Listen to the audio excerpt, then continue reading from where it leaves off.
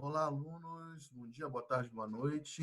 Dando sequência a mais uma aula aí sobre dentro do conteúdo de fluxos migratórios, né? Então, agora a gente vai falar das migrações intrarregionais, né? Então, só recapitulando, né? Falamos das migrações no contexto colonial, falamos depois numa outra aula, numa aula 2, das migrações já no final do século XIX, nova leva de migrações de europeus ali no século XIX.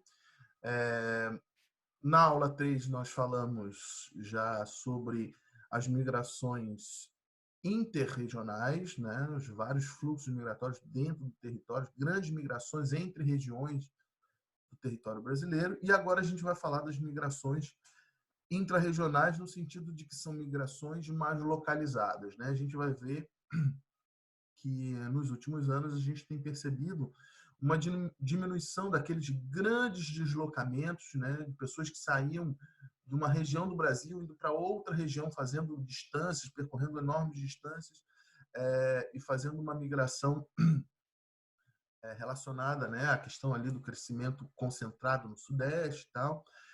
A gente vai ver que a consequência do nosso desenvolvimento econômico, nosso modelo de industrialização e de desenvolvimento, ela vai gerar uma série de consequências complicadas, né? Enfim, que vão fazer com que o espaço urbano, né, do Sudeste apresente uma série de entraves, de dificuldades para a gente ter melhores condições de vida, de desenvolvimento das próprias indústrias. A gente vai ver que isso vai fazer com que hoje a gente tenha um crescimento bastante expressivo de cidades médias. Então, a gente vai ver que hoje em dia, tanto as empresas, quando vão investir e tal, elas já não procuram esses grandes centros urbanos. A gente vai ver que são centros que acabaram, por conta dessa dinâmica que a gente destacou, vão ser centros que vão apresentar uma série de problemas urbanos. Então, vão ser centros onde a questão ali dos impostos vão ser mais altos, são centros onde a estrutura para conseguir produzir, então a questão ali do roubo de carga nas rodovias, né? Os serviços públicos que não funcionam, enfim. Então, hoje em dia, a gente vê cidades que já têm uma certa infraestrutura e não têm os problemas dos grandes centros urbanos, passam a ser alvo de investimentos e também de pessoas que vão buscar alternativa de vida. Então, aquele cara que sairia lá do interior do Nordeste para buscar uma alternativa de vida em São Paulo ou no Rio de Janeiro, hoje em dia ele ouve notícias de que uma empresa se instalou, de repente, numa região lá né, sei lá, Feira de Santana, na Bahia, uma região que está recebendo, né, fábrica de produção, de montagem de computador, né, empresas, né, por exemplo, a Ambev, né, a empresa de produção de bebidas, está se instalando em várias cidades médias que já têm uma infraestrutura relativa e não tem os problemas das grandes cidades, né? Então, dando sequência, vamos falar dessa migração aí mais localizada, né? Então, a gente viu, né, só para a gente... Opa, deixa eu... Pronto, agora ficou legal. Então, a gente viu, né, que houve toda aquela ideia de uma concentração da população, sobretudo no Sudeste, né? A gente já comentou, de uma industrialização concentrada, né? Então, trouxe imagens para dizer que havia toda essa propaganda, né? Venha construir o Brasil novo, venha para né, fazer parte do novo Brasil e tal. Então, a gente tinha aquela ideia de, de super concentrar a população e fazer com que houvesse um exército de reserva de mão de obra, né? Então, essa ideia era que pessoas ficassem em filas para procurar emprego, e se esse cara não conseguisse emprego, ele forçava aquele que estava empregado a ter que se condicionar a um salário baixo, né? Então, a gente já comentou essa lógica, só que a gente tem que pensar o seguinte: todas essas pessoas que estão sendo atraídas, né, essa propaganda nos jornais, no rádio, né, anos 30, anos 40, os veículos de comunicação, a televisão, né, celular não existia, enfim, eram os veículos de comunicação que faziam essa propaganda, né? Então, a gente tem que pensar o seguinte: essas pessoas que começam a chegar será que vai ter rede de esgoto para todo mundo?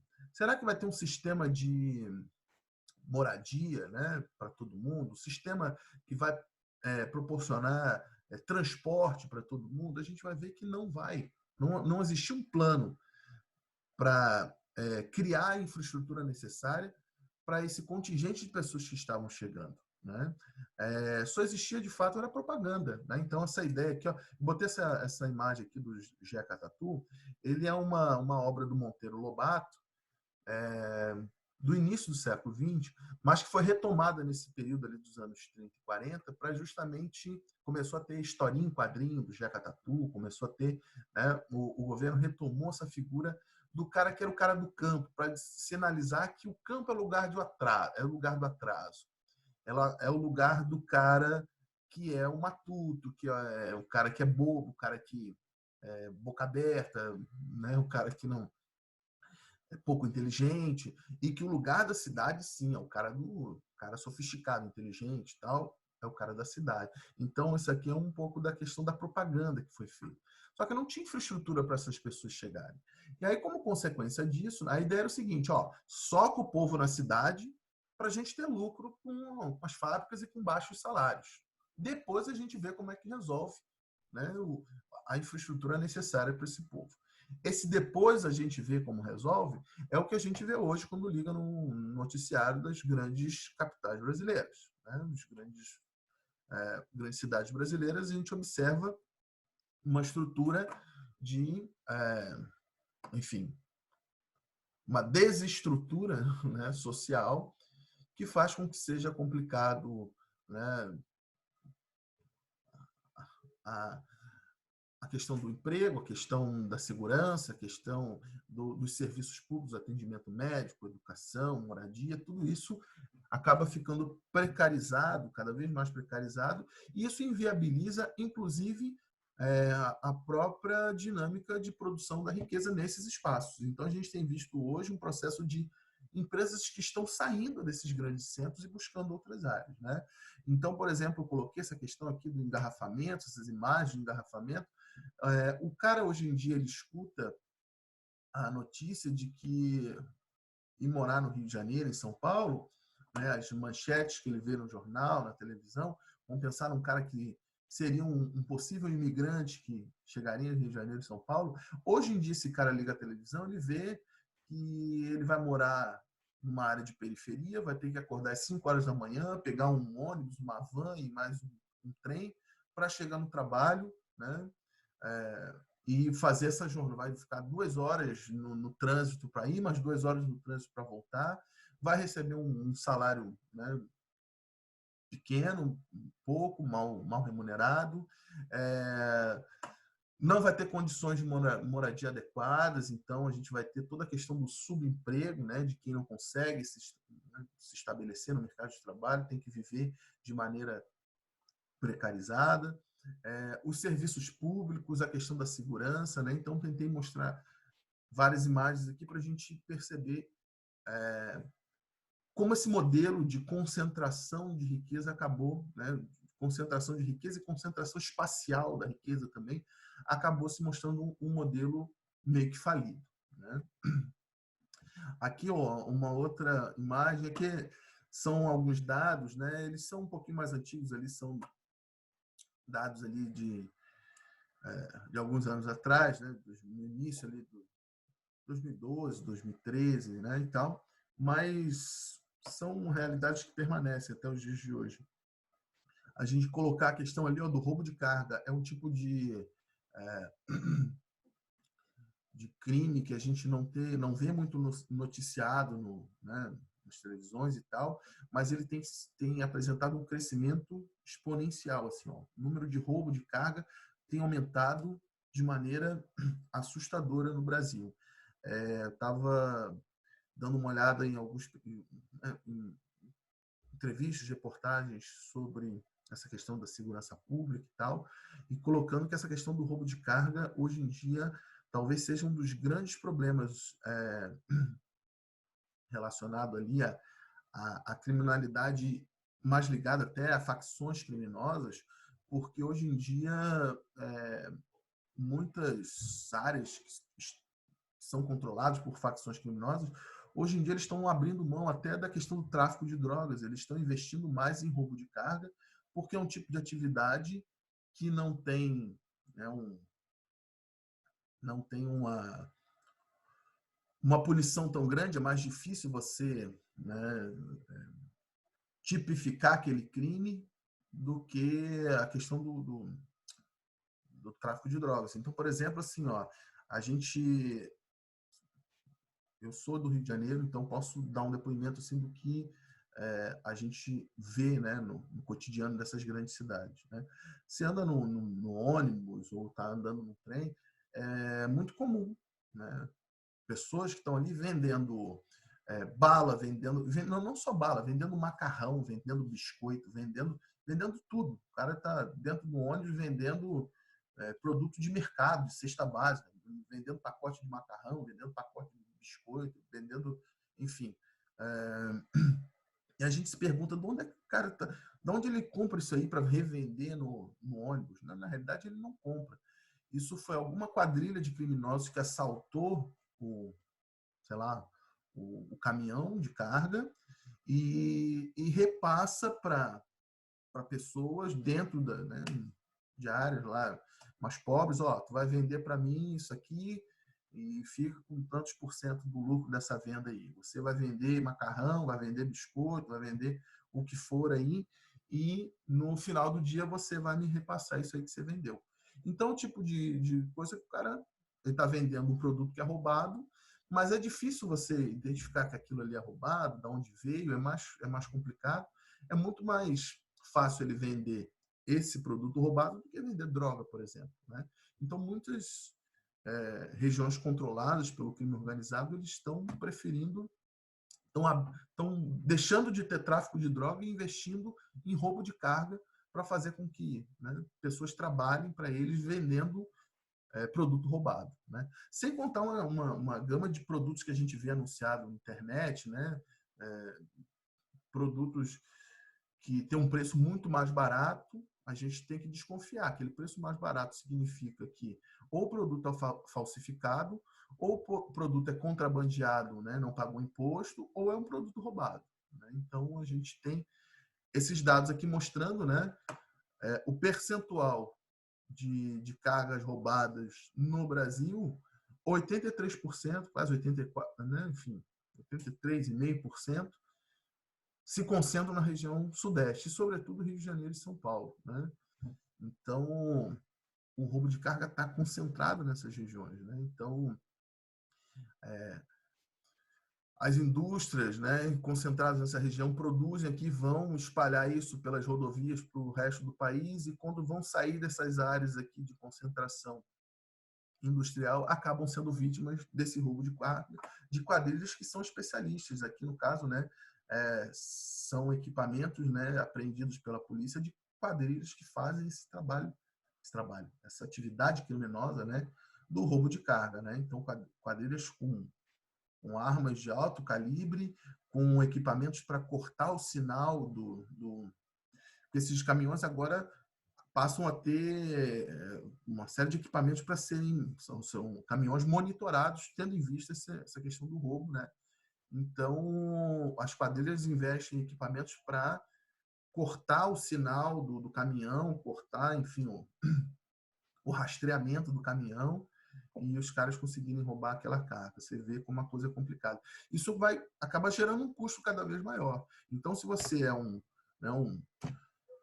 industrial, enfim, um empreendedor que vai botar o seu negócio na região sudeste, você tem que contar com um gasto extra que você vai ter para, sei lá, seu caminhão ser monitorado, ter uma equipe, fazer uma escolta de produtos que você vai transportar. Tudo isso encarece, né? Tudo isso vai fazendo com que seja cada vez mais complicado produzir nessa região, né?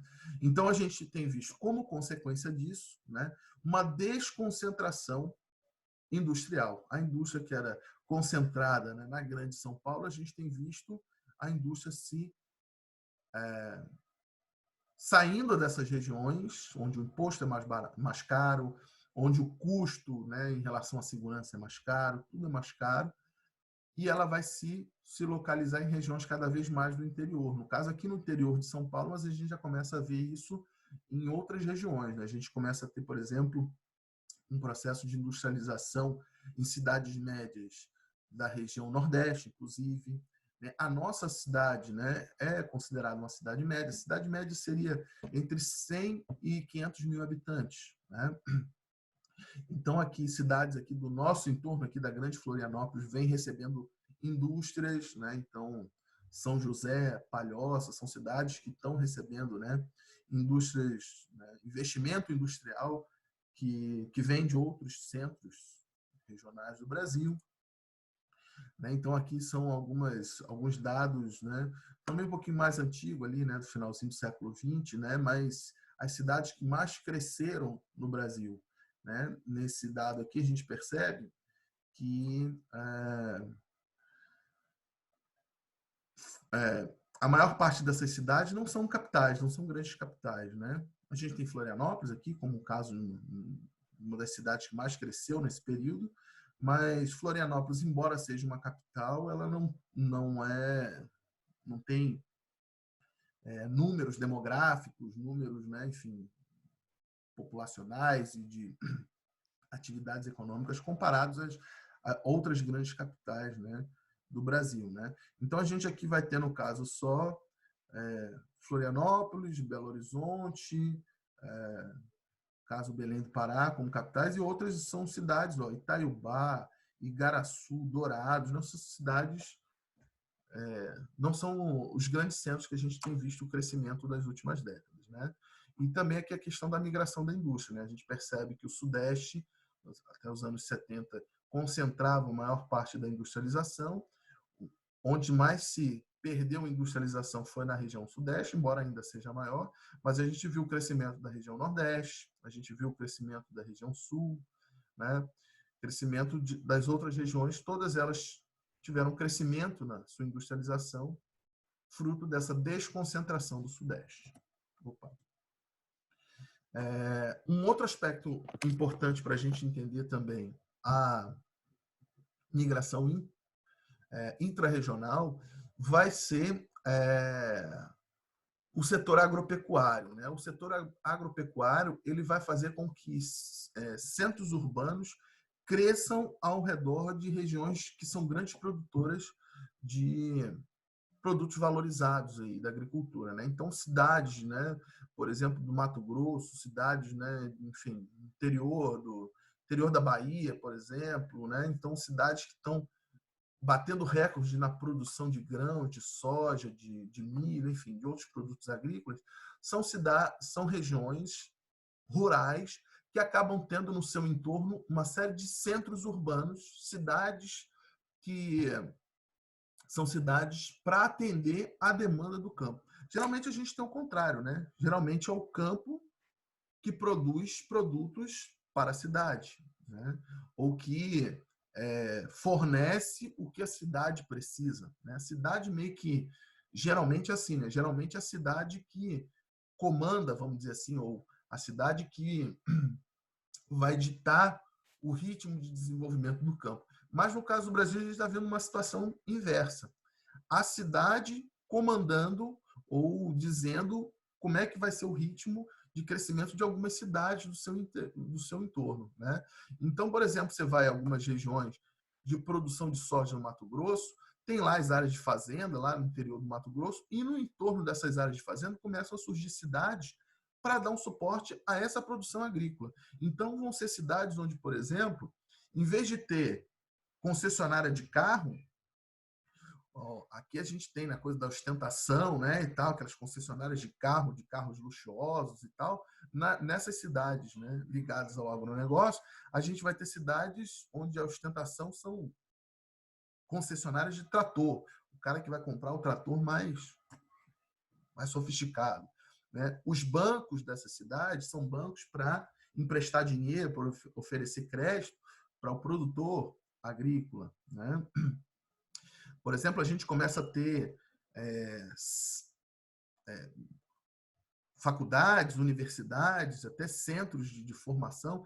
A gente começa a ter, por exemplo, institutos federais que vão começar a se formar, né, surgir nessas cidades, e aí os cursos que vão ser desses institutos federais, né, vão criar cursos técnicos na área, por exemplo, de zootecnia, né, na área da veterinária, na área de técnico agrônomo, né? Então, é o campo que vai ditar o crescimento dessas cidades. E aí a gente começa a perceber, o cara que sairia lá no interior do Nordeste para vir para a cidade, né, a cidade de São Paulo, a cidade do Rio de Janeiro e tal, ele começa a ouvir notícias de que no interior da Bahia, por exemplo, tem uma cidade que está crescendo por conta do movimento lá da produção de soja. Então, esse cara começa a pensar, pô, será que vale a pena eu fazer essa grande migração para chegar lá, ficar numa fila lá para ver se eu vou conseguir emprego, se eu estou ouvindo notícia de que uma cidade aqui mais próxima, no meu próprio estado, às vezes, tem oferta de emprego para trabalhar lá na loja, lá na concessionária lá de trator, ou para trabalhar, enfim, em algum, ou quem sabe trabalhar até na produção agrícola, vai ter uma empresa lá que vai, sei lá, ser do agronegócio e que vai produzir frango. Então, vai ser uma empresa lá que vai precisar de gente lá para cortar frango. Então, esse cara vai trabalhar nessa região que está mais próxima dele. Então, a gente tem visto o crescimento de cidades médias, ligadas também, então, a essa ideia de que o agronegócio vem puxando esse crescimento, né? Então, ó, tem algumas imagens ali, né? Instituto Federal, né? Então, a gente está vendo que já é um contexto urbano, mas é um contexto urbano ligado a alguma região de produção agrícola, né? Não é à toa que nessa cidade tem um monte de trator sendo vendido, né? O campus... Desculpa aí, gente. O Instituto Federal lá do Mato Grosso do Sul, provavelmente os cursos lá são cursos ligados também à produção agrícola. E aí, quanto maior a qualificação desse trabalhador, melhores os salários, inclusive, né? Estava lendo reportagem, por exemplo, do salário lá de um tratorista, por exemplo. O cara que vai trabalhar num trator, vai ter a manha lá de dirigir o trator, ou o cara que vai pilotar um avião para pulverizar veneno lá na plantação e tal. Não é todo mundo que sabe pilotar um avião.